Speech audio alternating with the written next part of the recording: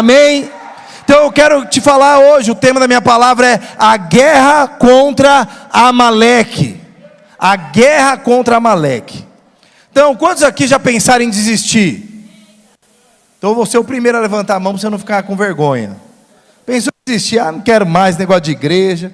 Quantos aqui já ficaram cansados da célula, de ofertar, de igreja?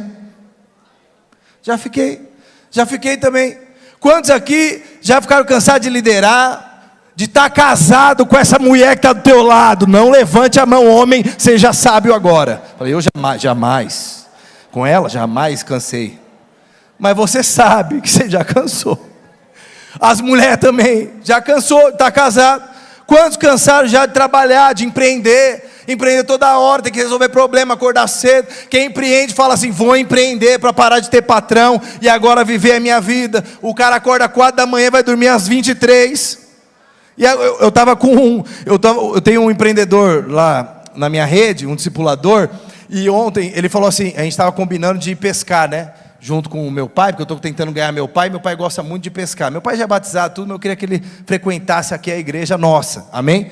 E aí, ele falou assim, quando você pode ir pescar? Eu falei, na segunda é minha folga. Aí ele falou assim, rapaz, eu tenho que ver lá se eu posso tirar folga na segunda. Eu falei, mas você não é o dono? Eu falei, então, tem que ver, não é assim. Eu falei, meu Deus, ele é o dono e não sabe se pode tirar folga ou não. Então, às vezes você cansa. E toda vez que você estiver cansado, você está sofrendo uma guerra. Fala para a pessoa do lado, toda vez que você cansar de qualquer coisa, você já está em guerra. E o problema é que muitos de nós não achamos que estamos em guerra. A gente acha que o cansaço, simplesmente uma noite de sono, ficar balançando na rede, ou uma viagem vai passar. Mas quando o cansaço que você tem não passa com viagem, não passa com dormir, não passa com balançar na rede, tem um problema espiritual no negócio. Você está sendo atacado pelo diabo, e nós precisamos perceber isso. Então você precisa entender quem foi Amaleque. Abra sua Bíblia em Êxodo 17:16. Quem foi esse tal de Amaleque que vem nos atacar? Porque quando você está cansado, é porque Amaleque já está te atacando. Amaleque é uma pessoa da Bíblia, que morreu já, mas ele representa um espírito que te ataca. Não é simplesmente um demônio em si, também, mas é um espírito que te abate, um espírito que faz você não querer continuar. A Bíblia diz em Êxodo 17:16, e disse, porquanto o Senhor jurou, haverá guerra do Senhor contra Amaleque de geração em geração. Isso significa que todas as gerações vão ter guerra contra Amaleque. Significa que não tem ninguém nesse salão que pode olhar para mim e falar assim, não pastor, Amaleque nunca me pegou, graças a Deus, nunca pensei. Mentira! Porque a Bíblia diz que todo mundo, toda geração, de geração em geração, terá esse inimigo em comum. Você sempre terá esse inimigo para lutar contra você. Então Amaleque ali, a Bíblia em Êxodo, em Gênesis foi escrita em aramaico, significava habitantes do vale. Amaleque significa os habitantes do vale. E na Bíblia, vale aponta para o lugar de peleja, o lugar de guerra, o lugar de tribulação, de turbulência. Quando a Bíblia fala sobre monte, toda vez que alguém subia no monte, era um lugar de paz, de descanso, de oração, de intimidade com Deus. Mas quando descia para o vale, era lugar de guerra. Então Amaleque é alguém que vem guerrear com você quando a vida está na dificuldade, quando tem tribulação, quando você está em crise, quando coisas na sua vida parece que não estão fluindo como você acha que deveriam fluir. Esse é o lugar que Amaleque ama derrubar vencedores, porque você é um vencedor. Fala para a pessoa do lado, você é um vencedor. Fala para ele, no monte ou no vale, você é um vencedor. Só que a origem da palavra você também pode aprofundar um pouco, porque o aramaico muito antigo, você também pode trazer essa palavra como dúvida. Era uma palavra que significa dúvida. Então Amaleque é alguém que vem lutar com você no vale, te trazendo dúvida. E a Bíblia diz em Hebreus 10:38 o seguinte, meu justo viverá pela fé, se ele se afastar porém, não me agradarei dele. O meu justo viverá pela fé. Lembra o teu irmão aí que ele é justo. Por que ele é justo? Por que ele é crente? Lembra ele aí agora, vai. Seja espontâneo. Por que ele é crente? Fala para ele. Você é crente porque Jesus morreu na cruz por você. Você é crente porque tem uma eternidade te aguardando. Você é crente porque o sangue do Cordeiro desceu e agora te cobre por dentro e por fora. Você é crente porque agora tem milhares de promessas de Deus na sua vida, porque Ele é teu Deus. Ele é o Jeová Rafa, o Deus que te cura. É o Jeová Jireh, o Deus que provê. Ele é a tua bandeira. Ele é o teu exército. Ele é o teu Deus forte. Ele é o teu Pai. E não é só um Pai, é o Pai da eternidade. Ele é o príncipe da paz, é o teu advogado quando você precisa de algo. É por isso que você é justo. Alguém veio cumprir e pagar a tua dívida. É por isso que a gente é justificado, ou seja, redimidos. Não temos mais o que pagar. Então, quem é justo, ele vive pela fé. Quem é justo vive pela fé. Pela fé. Então, fé é o oposto de dúvida. Fé é o fruto de confiar em Deus. E confiar em Deus é o fruto de conhecer a Deus. Quanto mais você conhece a Deus, mais você confia nele. Você só confia em quem você conhece, irmãos. É ou não é verdade? Eu fui fazer uma compra de uma bicicleta, que eu estou agora fazendo bicicleta todo dia.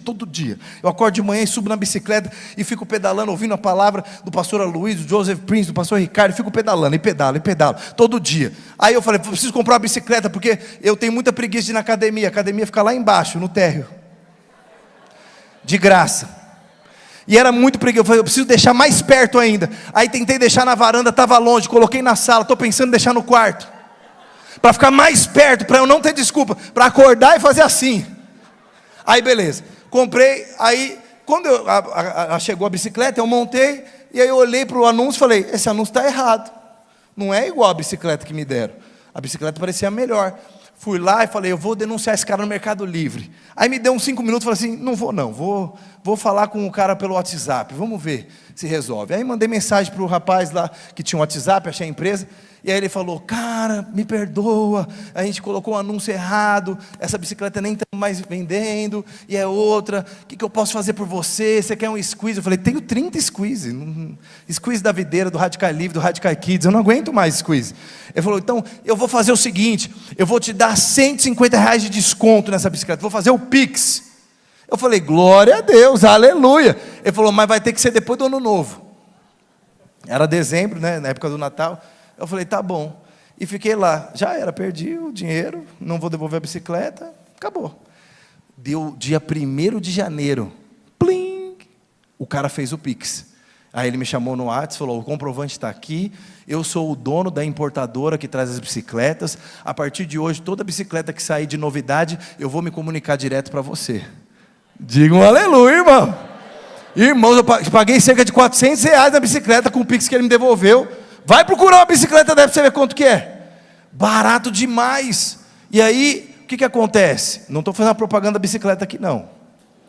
Mas se alguns comprassem e deixassem do lado da cama, você estaria mais fino. Mas é o seguinte, eu comecei a confiar nesse cara. E aí eu fui indicar a bicicleta para um obreiro, um pastor lá da freguesia. Aí ele falou assim, mas esse site é confiável? Sabe o que eu falei? Conhecer é uma história de experiências que você tem. Um crente, ele é conhecido pelas histórias de experiência que ele tem com Deus. Quais são as suas histórias de experiências sobrenaturais? Não é, nossa pastor, eu ganhava 2.000, fui aumentado, agora eu ganho 2.398. Isso não é experiência sobrenatural. Experiência sobrenatural é o seguinte, tinha 7 pessoas com pós-graduação para ser promovido na minha empresa, e eu, que só tenho graduação, fui escolhido para liderar todo mundo. Ganhava 2, agora ganhei 10. Entende? Deus, ele quer construir uma história com você de sobrenatural. Sobrenatural. Deus quer isso para a sua vida.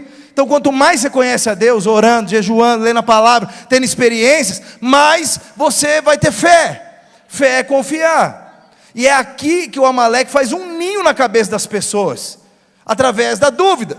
Porque tem gente que não tem experiências o bastante para poder ter clareza de quem é Deus.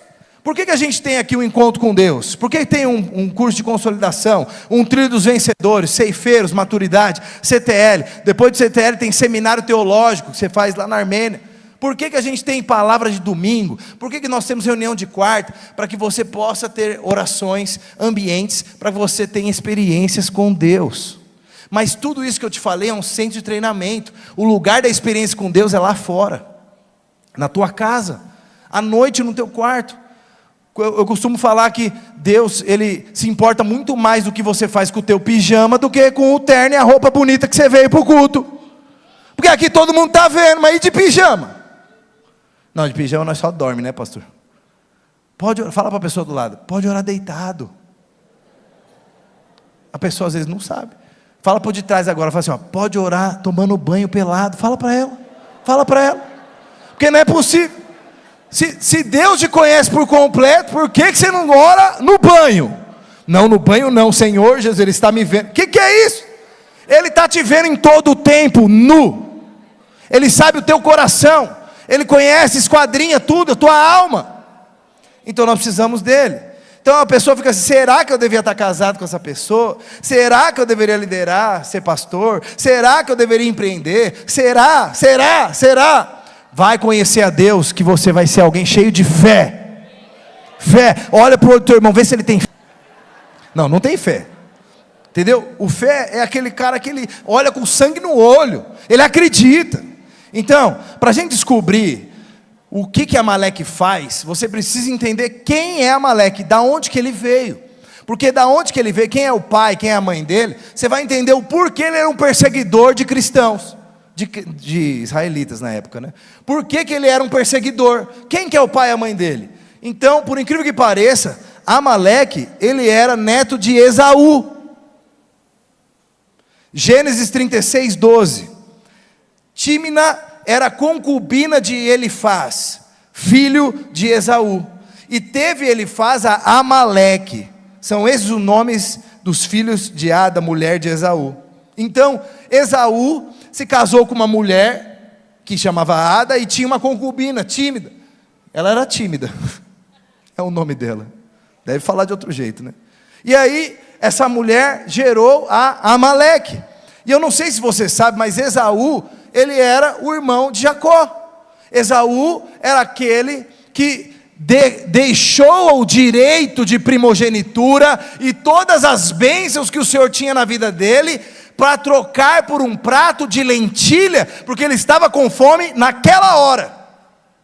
Ele estava com fome, ele estava com uma necessidade momentânea naquela hora. E Jacó falou, se você me der a primogenitura, eu faço um guisado com lentilhas para você, e você vai tirar essa fome. E Esaú falou, eu quero, eu te dou, pode pegar o direito de primogenitura, eu quero a lentilha. Esse era Esaú, o vô de Amaleque. Então, o prato de lentilha aqui nos aponta para coisa momentânea, do aqui e agora. Esaú trocou a eternidade pelo aqui e o agora. Ele trocou aquilo que era eterno pelo um desespero de algo passageiro, de algo que era de agora. A Bíblia considera tão grave o vô de Amaleque e Esaú, que ela chama ele de devasso, profano. Quando a gente fala devasso, profano, nós pensamos em várias coisas, né? Em assassinato, sempre assim, assassinato e pecados sexuais. Mas a Bíblia diz aqui que o devasso e o profano é aquele que abre mão da primogenitura por coisas dessa terra, por coisas momentâneas. Então, ele produziu um problema. Foi ele que vendeu a bênção. A bênção era do pai, mas o pai ia dar a bênção para Esaú, de direito era dele, porque ele era o primeiro filho. Mas ele abriu mão para o segundo filho. Ele abriu mão porque ele quis.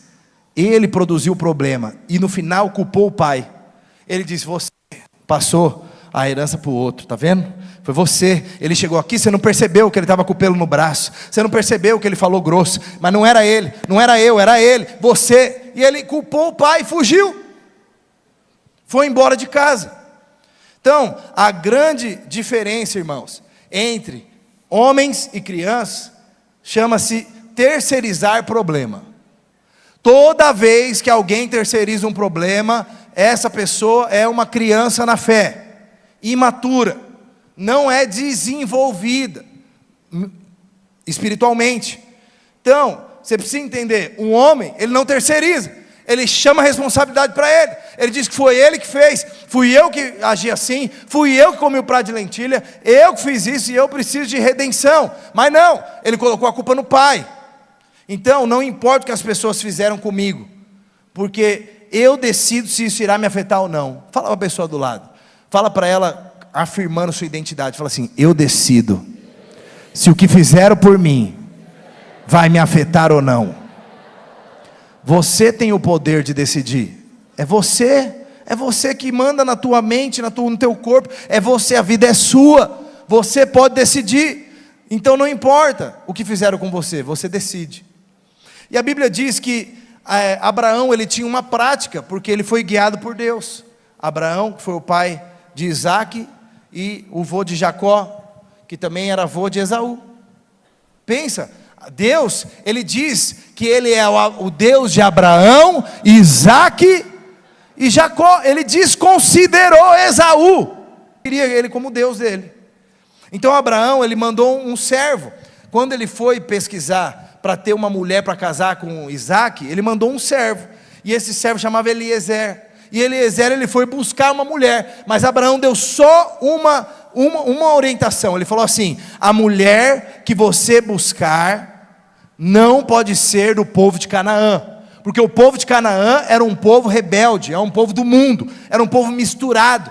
Então eu não quero. E quando Eliezer foi, a única mulher que tinha lá era Rebeca, e ele achou Rebeca e trouxe. E a Bíblia diz que Isaac e Rebeca se apaixonaram pela primeira vez, igual você que é casado, olhou no olho, amor à primeira vista, né?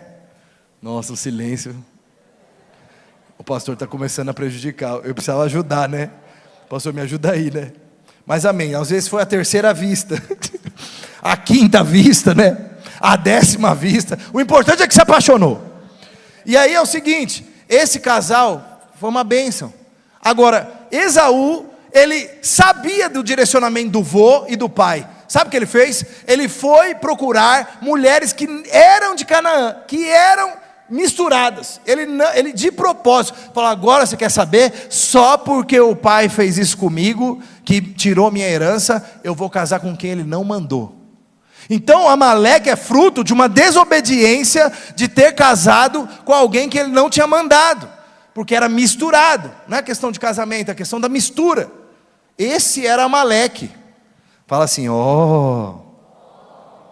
tá vendo? É cultura, pelo menos já sabe quem é Amaleque. Saiu daqui, não entendi nada da palavra, mas sei quem era Amaleque. Miserável, neto de Esaú.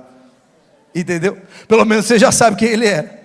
Então, eu quero te falar, quem é da linhagem divina, quem carrega a primogenitura, não se mistura com as coisas desse mundo. A Bíblia diz em Romanos 12:2: não imitem o comportamento e os costumes desse mundo, mas deixe que Deus os transforme por meio de uma mudança em seu modo de pensar, a fim de que experimentem a boa, agradável e perfeita vontade de Deus para vocês. Então, a ordenança de Deus para não se misturar com o mundo, não é porque Deus ele é exclusivista e simplesmente quer que você não se misture, porque Ele quer você separado, não, é porque só existe boa, agradável e perfeita vontade quando não há mistura. E o que Ele está falando, o final das coisas é boa, agradável e perfeito. Boa, agradável e perfeito. Seu casamento tem que ser bom, agradável e perfeito. Pastor, meu casamento não está bom, agradável e perfeito. É porque tem mistura. Empresa, empreendimento tem que ser bom, agradável e perfeito. Porque se não tiver bom, agradável e perfeito, tem alguma mistura. Tudo, criação dos filhos, tudo. Claro que vai ter momentos de tribulação, né, irmãos? Não estou falando que... Mas a Bíblia diz o quê? Que é o fim. Vai caminhando para ser bom, agradável e perfeito. É um processo, não é do nada, mas é um processo de glória em glória. Vai ficando melhor, sabe? E essa mulher de Esaú, que era misturada, gerou Amaleque, essa concubina. Então, eu quero te falar aqui, quando que Amaleque tira alguém do propósito da igreja? Quando? Quando alguém decide pisar no freio, parar de pisar no acelerador, nas coisas de Deus. Quando alguém fala assim: eu preciso parar um pouquinho agora, que eu estou muito consagrado, para poder comprar um carro. Oi? Eu preciso pisar no freio agora e parar um pouco, que eu estou muito intenso com as coisas da igreja, porque agora é o meu momento de prosperar. lentilha. Prosperar para quê? Porque você vai levar o carro? Quem vai levar o carro aqui? No paletó de madeira? Porque eu já fiz vários velórios, não tinha nenhum carro. Alguém levou o carro? Inclusive quem levou o carro foi a mulher que levou o carro.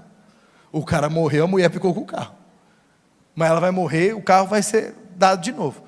Apartamento, jet ski, lancha, sítio, chácara. Quando você for comprar uma chácara, irmãos, coloca o nome de Manai, tá bom? Manai. Porque daí quando as pessoas olharem, meu Deus, que piadinha infame, elas vão falar Chacaramanai. Entendeu? Mas amém. Então, essa chácara você não vai levar. Mas tem gente que quer pisar no freio, parar de acelerar, porque ela está preocupada com as coisas daqui. E a igreja tem agenda muito louca, é muito complicado. E não tem como eu liderar, não tem como eu viver as coisas da igreja. Sabe? Essa é uma luta diária. Geralmente pessoas que são atacadas com Amaleque, elas têm essa frase aqui: eu preciso investir em mim agora. Estou num tempo de investir em mim mesmo. Vou tirar um ano sabático. Já ouviu isso? Irmãos, eu não conheci ninguém que tirou ano sabático que deu certo. Ninguém. Fala para o irmão do lado, fala para ele: o ano sabático é na eternidade. Aleluia. Vai ser 1000 anos depois da eternidade toda, sabática, né? Agora, quando nós tiramos o ano sabático, o sábado está aqui dentro. Você tem que viver no sábado, descansado. Trabalhar descansado. Eu gosto muito de ver pessoa trabalhando descansado. Pessoa que gosta de fazer o que faz. É muito bom, porque ele trabalha. Eu tenho certeza que o empresário, que ele acorda 4 e vai às 23, tem as tribulação. Ele vai das 4 da manhã até as 23. Tem as perseguição, tem as coisas que às vezes dá errado. Mas se ele faz isso, é porque ele gosta. Ninguém fica essa vida doida porque não gosta. Dá trabalho, mas gosta. Então, eu quero te perguntar, você já foi atacado por Amaleque? É uma luta diária, de geração em geração. Pergunta aí para a pessoa do lado: você já foi atacado por Amaleque? Então eu quero te falar agora, qual que é a arma do diabo para usar Amaleque na tua vida? A pior arma que você pode ter, que hoje nós somos bombardeados todo dia: comparação. Você olha para o irmão do lado e fala assim: nossa, mas o carro que ele tem, as pessoas da sua família que não são crentes estão prosperando, viajaram para Dubai, e você foi para Praia Grande. Aí você fica pensando: nossa, pastor, mas não é possível, ele foi para Dubai, foi para Praia Grande, eu sou servo de Deus, eu dizimo. E aí nós começamos a comparar a nossa vida com as pessoas, através do Instagram, que é um lugar onde só posta coisa boa. Nunca vi ninguém postando lavando louça e fazendo número 2 no Instagram. Nunca vi. Agora nós vamos postar a treta da família, treta do Natal. É desgraçada, joga a panela. Nunca vi. É sempre uma cara assim, que a pessoa está andando. Agora é a hora da foto. Você tem que fazer uma pose. Se tem, aprende uma coisa: se tem que fazer uma pose, já é fake, porque ninguém anda assim. Já é fake, é mentira. Mas a gente fica se comparando com tudo, com o casamento. Aí está lá, discipulado de casal, vê se não é isso. Está todo mundo sentado, tem uma torta agora para comer, né? Sobremesa vai ser uma torta de limão, que eu gosto muito, torta de limão. E aí está todo mundo sentado, você está lá na mesa, e os homens geralmente ficam lá conversando: que teté, o Corinthians, não sei o que, testosterona, né? Aí chega a mulher de um dos caras que está na mesa: oi amor, trouxe uma torta para você. Lindo. Os outros ficam como? Eles não ficam com raiva do cara: cadê a minha mulher? Aí vem a mulher de outro, pum, você fala: mano, não é possível que a minha mulher não vai vir aqui. O outro, tum, toma. Aí ficou só você. Não tem o que fazer. A célula foi uma bênção, a torta estava deliciosa, mas o pau vai quebrar em casa. Por quê? Comparação. Por quê? Sua desgraça, você não me levou a torta. Eu estava lá para ser uma vergonha. Mas às vezes a sua mulher não percebeu, ela estava fazendo um discipulado com a pastora, não sei o que aconteceu, e aí ela não levou. E às vezes a sua mulher, é você que tem que levar a torta para ela. Eu não sei. Deus deu cada mulher para quem merece, entendeu? A mulher que você tem é a mulher que você merece. Não vem com esse papo não. Entendeu? Não vem que você... Eu estou ajudando as irmãs, né? E os caras vão me matar. Mas o homem que você tem também é porque você merece, viu, irmã? Verdade seja dita. Então, não se compare, não compare o seu casamento. A comparação é como uma mistura. Se eu pegar um pouquinho ali da água sanitária ali, de alguém que acabou de ter uma desinteria, e colocasse na sua garrafa d'água aí agora, você beberia? Claro que não, você não é louco. Por quê? Porque mistura. Você não nasceu para se misturar. Você é do céu, e o que Deus tem para você é só para você. O que Deus tem para o pastor Gustavo é para ele, não é para mim. Então eu estou aqui na luta. Eu já falei para ele, eu vou ficar com o shape igual o seu. Estou na luta, pá, quero ficar. E ele me ajuda, né? Pastor, faz isso, toma isso. Eu falei, bem, vamos lá, pá, não sei o quê. Aí eu falei para ele, vou tomar as bombas. Ele, não faça isso, pelo amor de Deus. Eu falei, tá bom, não vou exagerar. Aí ele vai, aí, beleza. Eu vou ficar.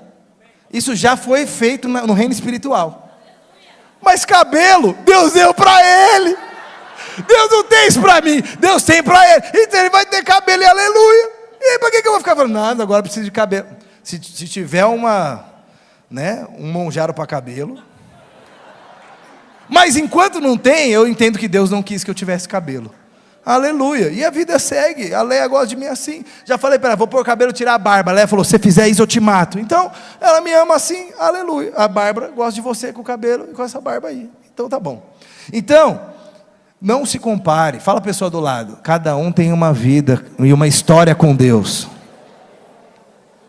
Então mistura é tipo tirar uma coluna. Mistura é tirar uma coluna. Nós conhecemos um engenheiro que ele estava fazendo uma grande obra, não era da igreja. E aí ele era um cara muito duro. Batia, ficava brigando com os pedreiros. E aí um pedreiro se enfesou, juntou os pedreiros lá e falou assim, nós vamos fazer 4 colunas aqui vazia. Vamos fazer vazia. Ela vai sustentar só por uns 6 meses. Os caras fizeram a coluna, o engenheiro assinou, foi lá, passou 6 meses, graças a Deus não tinha ninguém, caiu. Por quê? Tinha uma mistura ali, daqueles pedreiros com o engenheiro. Está entendendo? E ficou um negócio que parecia uma casa, mas estava prestes a cair. Não misture, não aceite o prato de lentilha. Fala a pessoa do lado, não aceite o prato de lentilha. O que Deus preparou para você é muito maior do que qualquer coisa momentânea. Deus tem coisas grandes para você. Ele tem pensamentos de paz e não de mal, diz o Senhor. Busca, creia, acredite. Então, Amaleque, ele tinha uma técnica de guerra. Técnica de guerra. Eu não sei se vocês viram em janeiro, uma mulher que subiu uma trilha, falou, vou passar o ano novo vendo o pôr do sol, e levou um amigo. Vocês viram isso aí? Ela fez uma trilha e levou um amigo. Aí estava lá correndo na trilha, lá o que tinha que fazer. O povo tinha umas 10, 20 pessoas a mais correndo. E ela viu que o ritmo dele estava alto, e um amigo estava morrendo, vomitou, estava passando mal. Aí ela teve a brilhante ideia de falar assim, você espera aí que eu vou correr com eles, tá? Na volta nós te pega. E o infeliz não esperou, perdeu o caminho. Infeliz não porque ele estava errado, mas porque escolheu ela como amiga. E aí ficou desesperado, quase uma semana desaparecido. Foi um milagre ele ter sido achado vivo. Então, ele foi deixado para trás, amém? Foi deixado para trás. Agora, você imagina no deserto com 1 milhão de pessoas, 2 milhões de pessoas. Quantos não eram deixados para trás? Toda hora ficava gente para trás, e eles tinham que vir falando, vamos. E quem geralmente eram os que ficavam para trás? Aqueles que eram mais idosos e aqueles que eram mais novos. Trazendo para o âmbito espiritual, e velhice não tem a ver com idade no espírito, tem a ver com o seu espírito estar abatido, cansado, vitimizento, amargurado. É que fizeram isso comigo. Você não sabe, pastor, o que fizeram comigo. Velho, porque pode ter alguém aqui de 20 anos velho e alguém de 60 novo. Espírito não tem a ver com o corpo físico. Então, o seu espírito, quando está velho, você vai ficando para trás. E as pessoas estão novas, cheias do espírito. Vai avançar, vamos multiplicar, vai dar certo. E aí o que está murmurando, ele vai ficando para trás. E aí ele vai ficando para trás. O infeliz do Amaleque só atacava esses. Ele sabia que não podia com 2 milhões de pessoas, então ele ia lá e pegava os que estavam velhos do espírito, os que estavam em vítima, os que tinham dúvida, os que estavam desanimados, e os novos na fé, que ainda não aprenderam a caminhada, não estavam indo na caminhada. Eles estão tentando, estão aprendendo, fazendo os cursos, conhecendo a Deus, mas eles não têm o ritmo que os outros têm. Então Amaleque, ele sempre faz isso. Ele sempre ataca aqueles que ficam para trás. Sabe, existe um poder que é andar em manada, um poder do bando. Você precisa andar em manada. Olha para esse irmão do lado aí atrás, não sei se é o povo da tua célula, né? Se é o povo da tua célula, você não tem ideia do quanto esse irmão catarrento, mimizento, é importante na sua vida. Por quê? Por mais que ele é uma tribulação às vezes, não gosta do lanche, falta na célula, diz que vai e não vai, aí ele é, mas quando vocês estão em bando, o diabo não pode atacar vocês. Então precisa andar no ritmo da manada, precisa correr. Moisés ficava indignado, porque ele precisava ficar voltando os cavaleiros toda hora lá para trás, para poder guerrear contra os soldados de Amaleque, e falar para o povo: vamos, corre, prospera, vai mais rápido, porque o povo ficava devagar, e Moisés já estava aqui, não aguentava mais. Então, Amaleque é igualzinho a Esaú. O que você precisa entender? As pessoas, elas que vão ficando para trás, são pessoas que estão em crise, angustiadas, e geralmente as pessoas não ficam em crise, angustiadas por coisas eternas. Nossa, eu estou muito mal, meu Deus, estou pensando em abrir mão de tudo. Do quê? Abrir mão de tudo, do meu emprego, largar toda a minha empresa, porque agora eu quero viver só para Jesus. Você já viu isso? Eu nunca vi isso daí, é difícil, hein? Geralmente quando isso acontece, o cara vira pastor, porque é tão raro. Agora ele fica em crise com o quê? Falta de dinheiro. Pastor, não dá mais, pastor, não tem dinheiro, estou gastando dinheiro demais. Fica em crise do quê? Porque ele não ganha o quanto ele queria, ele não tem o que ele gosta, queria tanto comprar esse carro, mas tem que ficar com esse Fusca mesmo, vai fazer o quê? Vai dar certo, vai avançar. Eu tenho que parar de falar de Fusca, porque Fusca está super valorizado, né? Que hoje em dia, para comprar um Fusca, o irmão está assim: se eu tivesse um Fusca, placa preta. Então, outra coisa, casamento, a pessoa fica em crise em casamento, fica em crise com os filhos, esse menino que não vai. Mas Amaleque é igual a Esaú, ele oferece pratos de lentilha, para que pessoas percam o direito de primogenitura. Ele oferece pratos de lentilha, para que pessoas percam a bênção plena. É assim. Amaleque é igual uma cobra jiboia. Ela vai, pega no teu pé e se enrola, e você não percebe. Daqui a pouco você está andando assim, e você está falando, e ela pega no seu braço, e você está só com um braço. Depois ela pega o outro, e você fica só com um. De repente você está aqui, quando você cai no chão, ela te envolve, quebra os seus ossos, você morreu. Quando que você tinha que matar a jiboia? Quando ela pegou o pé. Depois que está enrolado, só alguém de fora pode vir te salvar. Tem pessoas aqui que só alguém de fora pode tirar você da crise e da angústia que você está vivendo, porque você já está tomado pela cobra, enrolado, sem esperança de uma luz no fim do túnel. Mas eu quero dizer, nosso Deus é um Deus de esperança. Cristo em nós é a esperança da glória. Ele é a luz no fim do túnel, Ele é a luz no túnel, Ele faz você vencer. Mas se não for em manada, às vezes você não consegue. Se não for em grupo, não tem como. Então o que a gente faz para vencer Amaleque? Eu já estou encerrando. Primeira coisa, para vencer Amaleque, você precisa enxergar e reconhecer que o Amaleque está atacando a sua vida.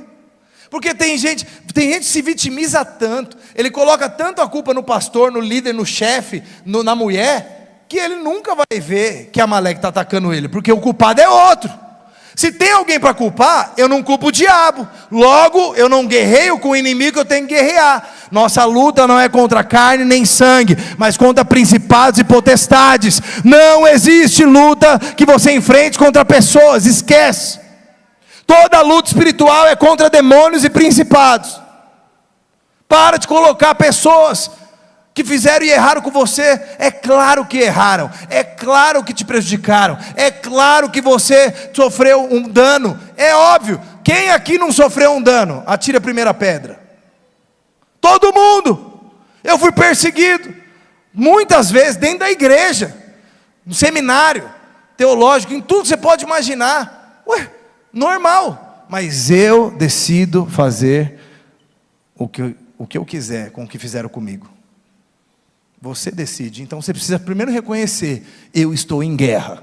Se você está cansado, fadigado, pensando em desistir, você está em guerra. Não foi ninguém que fez isso por você. É porque o diabo está te atacando. Nem você é o culpado. Você está sofrendo um ataque. Ataque, às vezes, com pensamentos que são na primeira pessoa. Ah, eu não aguento mais esse pastor. É mentira, você aguenta. Mas o diabo colocou isso na sua cabeça para você começar a olhar para o pastor. Ah, eu não aguento mais essa mulher. É mentira. Não, às vezes é verdade. Mas na maioria das vezes é mentira. É mentira. Você aguenta ela. Você aguentaria mais 1 milha. Você aguentaria mais 2 milhas. Mas o diabo coloca aí, você fica olhando, se comparando. Aí você fala assim: não, porque ela não me dá torta de limão, a outra dá. Tá vendo? É isso. Precisava arrumar uma que me dá torta de limão. Aí essa que não dá torta de limão, ela limpa, ela beija seus filhos, ela cria seus filhos, ela te beija, ela coisa com você, ela faz tudo que você pode imaginar. Essa aí, ela só não dá torta de limão. Aí você arruma uma que dá torta de limão. Aí ela não coisa, não limpa a casa, não ajuda os filhos. Então cuidado com o que você pede. Porque aí você pede uma coisa e Deus fala: tá bom, você queria só a torta de limão, toma. Nós somos um ser complexo, irmãos, com muitas coisas. Então, presta atenção, não se vitimize. Fala, não se vitimize para a pessoa do lado, fala para ela. O anjo, quando veio falar com Jacó, que Jacó tinha fugido, enganado, estava correndo, o anjo perguntou o quê? Jacó, não falou Jacó, né, mas falou: qual é o seu nome? Ele não perguntou quem foi que te enganou, quem foi que te expulsou de casa, o que você fez, para onde você foi. Não, ele perguntou: quem é você? O que Jacó teve que falar? Enganador. Meu nome é enganador. Quando Deus pergunta para Adão, ele pergunta: Adão, onde você está? Depois que Adão pecou, ele não perguntou quem foi que te deu o fruto, ou onde está a cobra. Adão, tadinho, né, Adão? O que você fez? Tem gente aqui que tem a síndrome da mamãe, quando o menino machuca. Ai, tá dodói, calma aí, o menino, dodói, vai dar um beijinho, sarou, que tá tudo bem. Não, Deus não fala isso. Você fala: o que você fez para se machucar, infeliz? Eu subi no sofá que não podia e pulei e quebrei o pé. Ah, entendi. Essa é a resposta. Não, eu fiz um dodói porque minha irmã não queria deixar eu assistir, então eu subi no sofá para chamar atenção, e aí eu pulei, foi culpa dela. Não, não foi culpa dela. Você que é o infeliz, pulou do sofá. Entendeu? Deus, ele não pergunta o que fizeram com você, ele pergunta o que você fez. E a resposta sempre é você falar o que você fez, o que aconteceu. E Deus nunca vai te dar uma porrada. Ele sempre vai falar: então eu sou o Deus da restituição, vou mudar a sua história agora, porque você se arrependeu, porque você se enxergou que você está sofrendo um ataque. Então para de se vitimizar, irmão. Para. Vitimismo é coisa de criança. Segundo, ter disposição de lutar. Porque uma coisa é você descobrir que você está sendo atacado, outra coisa é ter disposição de lutar. Aí é mais diferente. Mas você tem que criar uma força interior. Como? Pastor, como que eu crio essa disposição de lutar? Primeira coisa, indignando-se com o diabo. Vocês já acordaram, não precisa ser nessa idade, né?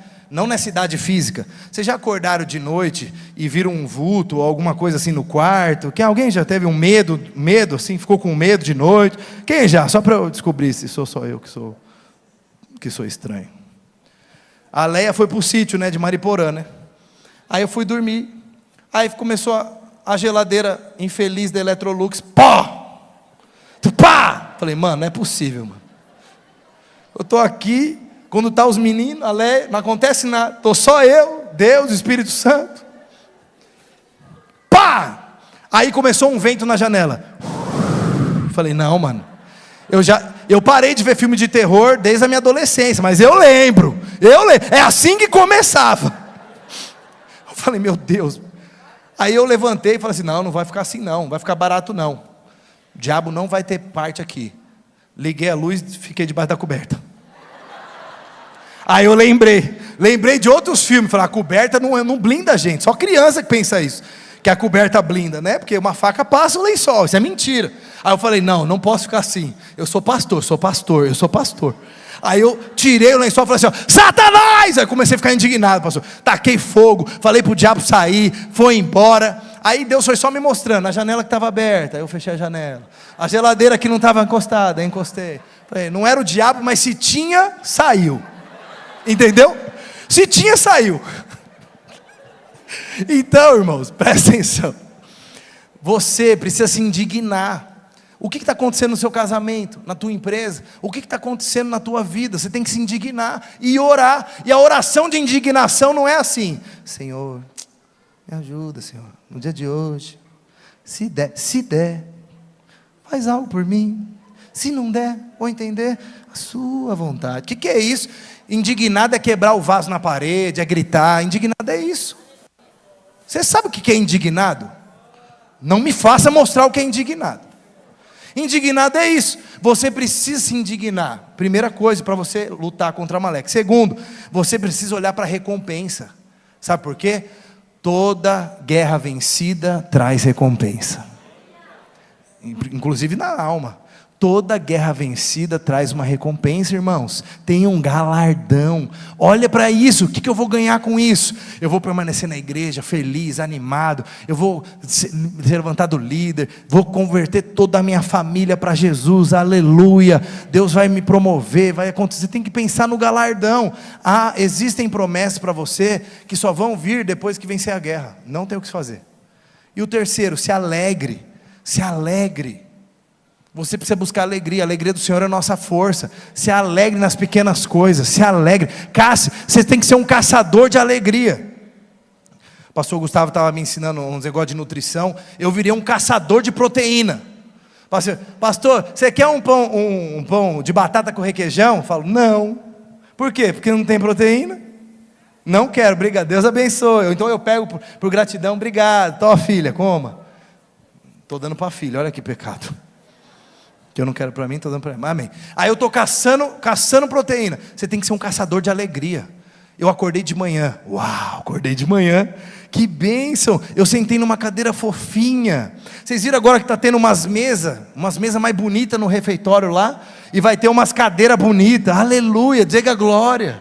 Né? Depois também que comer, vem para o culto, tá? Não fica lá sentado, né? Que às vezes fica tão confortável lá, né? Que os irmãos não querem voltar. Então, mas glória a Deus, Deus está fluindo. O telão aqui deu uma atrasadinha, mas vai ter um telão daqui a pouco poderoso. Nós vamos ver 4K, um óculos, vai ter óculos 3D, não sei. Copa do Mundo esse ano na igreja. Gente, o pastor Ricardo não sabe disso.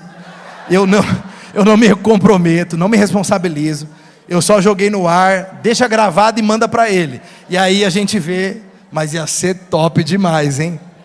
E aí deixa fluir, né? Pipoca. Depois não lava a cadeira, pipoca, refrigerante. Amém. Então vamos lá. Terceira coisa, precisa de uma equipe. Você não consegue lutar sozinho. Você precisa de uma equipe. Quero chamar o pessoal do louvor para subir.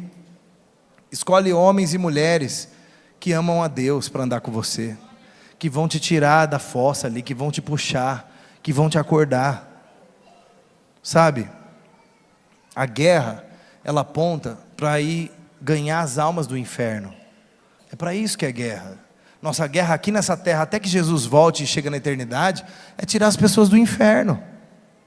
Fala para a pessoa do lado aí, eu quero que você fale. Cadê seu líder? Cadê o líder de célula? Levanta a mão, líder de célula. Os líderes de célula.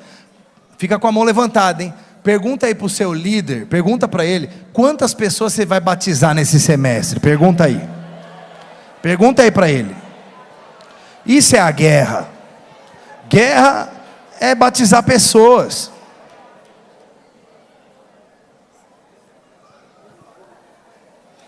Sabe, crianças não vão para a guerra. Homens vão. Então você precisa estar apto à guerra. Sabe, a Bíblia diz em Jeremias 48:11, para terminar aqui, desde o início de sua história, Moabe viveu em paz, nunca foi para o exílio, é como vinho deixado em repouso, não foi passado de uma vasilha para outra, agora está aromático e suave.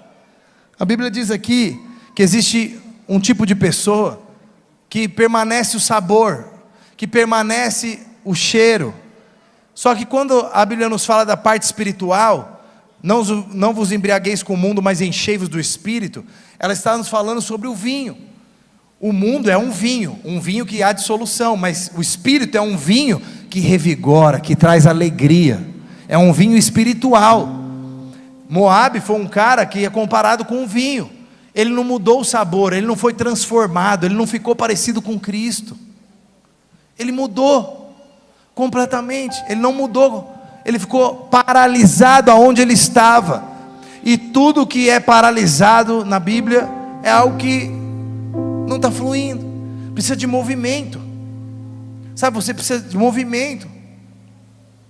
Então, quando a gente sente o que Jesus sente, deseja o que o Senhor deseja, sabe, a gente ter o perfume de Cristo, dá para ir para a guerra, e para ter o perfume de Cristo, precisa se movimentar. Ei, você que faz tempo que você não lidera, que você já liderou, volta para o jogo. Você que estava pensando em divorciar esse mês, para com isso. Fica com essa esposa, fica com seu marido. Não caia na cilada de Amaleque. É a transformação do relacionamento que te faz parecer com Cristo. Aquilo que você está querendo remover da tua vida é o que faz você ter galardão na eternidade. Não remova aquilo que está produzindo transformação na tua vida. Sabe, no monte, na guerra contra Amaleque, Josué foi guerrear no vale, e Moisés subiu para o monte. Josué tinha homens capazes, ele não foi sozinho, e Moisés também não foi sozinho, ele subiu com Ur e subiu com Arão. E a Bíblia diz que enquanto ele estava com as mãos levantadas, segurando o cajado que abriu o mar vermelho, Josué avançava e ganhava contra Amaleque. Mas às vezes Moisés esmurecia, ele cansava, e quando ele cansava e descia o cajado, Amaleque vencia as tropas de Josué. Sabe, a Bíblia fala que Moisés significa salvo através das águas.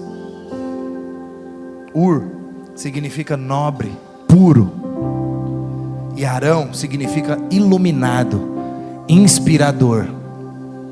Eu quero te falar para você que está lutando sozinho, aquele que é tirado das águas precisa ter alguém que o inspira a orar e inspira a ser nobre e puro, para que ele possa prevalecer com as mãos levantadas contra Amaleque.